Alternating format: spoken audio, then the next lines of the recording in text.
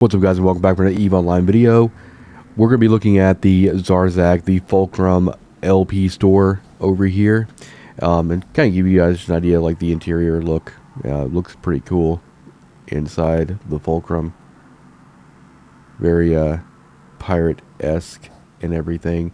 So I've got like 277,000 loyalty points from just doing a little bit of plexes and insurgency systems.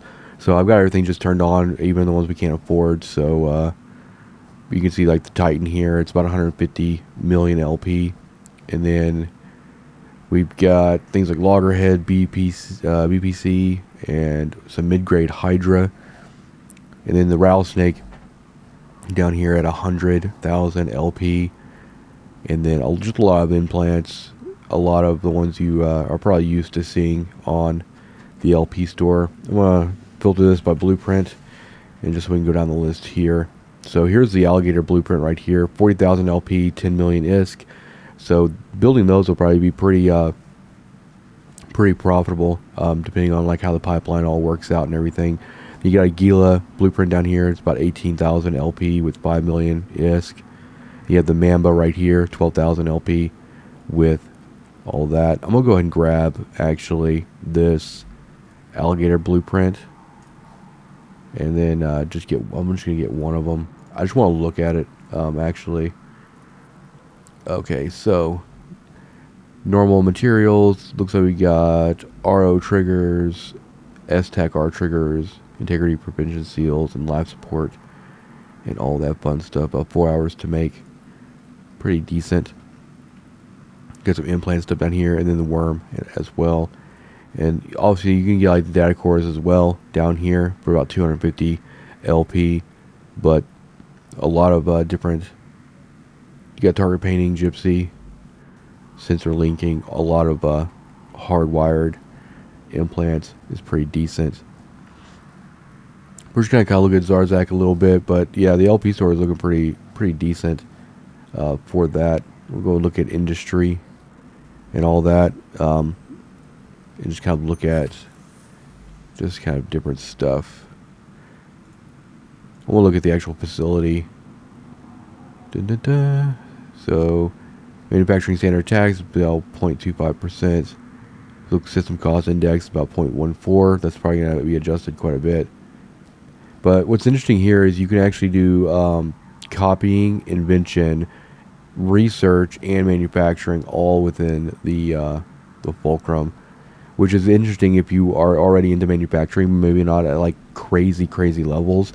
You could go out, do insurgencies, collect loot, do mining, whatever you gotta do, put everything back over here, and do invention stuff. And otherwise you don't have to worry about doing anything like you normally would. Like normally I do my invention in like nullsec, but being able to do everything kind of in the Fulcrum is interesting, and being able to see how everything else kind of unlocks as we go and all of that. We'll show affordable only because we saw like 237,000 here. Getting a bunch of Rattlesnake BP C's this way would be pretty tight. And just to fill out implants and stuff. It didn't take me very long to actually get over 200,000. I'll actually grab the Mamba BPC as well, just so I can look at it. Go and look at this a little bit. Got some materials, but same input. It's gonna be. I'm really more or less interested in kind of where all this stuff like lands, like where the alligator, all the pirate ships kind of land on the market as far as cost, and how long it'll take for that to like kind of stabilize and everything. I'm in the Angel cartel ship right now, which I really do like the inside of this hangar. And also, if you're aligned with Angel Cartel, you'll see Angel propaganda and stuff on the screens and all that stuff as well. So this is actually a pretty cool aesthetic. I've always kind of enjoyed like the pirate, outcast kind of gameplay, not just in like EVE, but like even doing like piratey stuff in like Starfield or Star Citizen and all that. Just kind of the grunge, do what we can for what we can kind of mentality. But yeah, it's pretty cool. But I figured I would just come over here and kind of give you guys an idea of the LP store, what to look at, and what the alligator and the mamba, BPCs are kind of looking like in terms of input materials and stuff.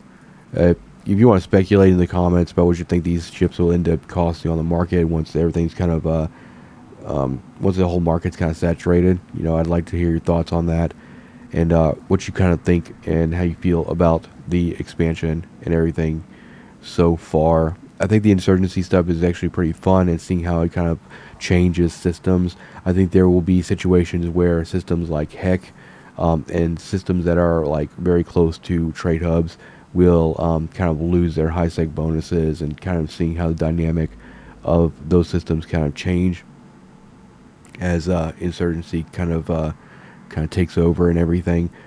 It could. I think actually the modifications to the systems through corruption and suppression are a lot more interesting than just what traditional like faction warfare is, because you have a chance to like actually change the rules of a system, and then while those rules are in place, you can do things that you normally wouldn't.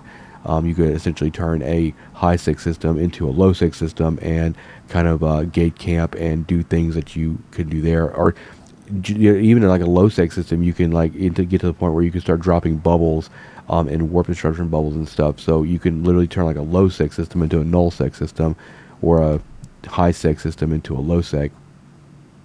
I think that kind of gameplay is going to be very interesting in terms of just PvP and finding some pretty decent fights. I'm probably going to try to do quite a bit of the insurgency this week, and just kind of grind. I'll probably make a entirely new character for the pirate stuff, and just kind of let that be like kind of the fantasy on that character. Just grind standings and just do a bunch of PvP with these new ships. As long as they're not crazy expensive for like the first couple weeks, I'm interested to just kind of play the pirate role for a while. I think it'll be a good break from kind of what I normally do, and also I think it'll be a lot. I think it's different enough from normal faction warfare to kind of breathe some new life into that as well. I'm also liking the art style that they're kind of going with. Maybe it'll be just for Havoc, but like just the more of the grungy kind of apocalyptic kind of aesthetic is something that I really do appreciate. I don't really necessarily like everything being all shiny and brand new looking, but yeah, I'm excited. I think this expansion is going to be pretty decent, and see how things kind of progress as we kind of move through it more. But thank you for watching. Hit the like button, hit the subscribe button, and I'll see you guys in the next one. Peace out.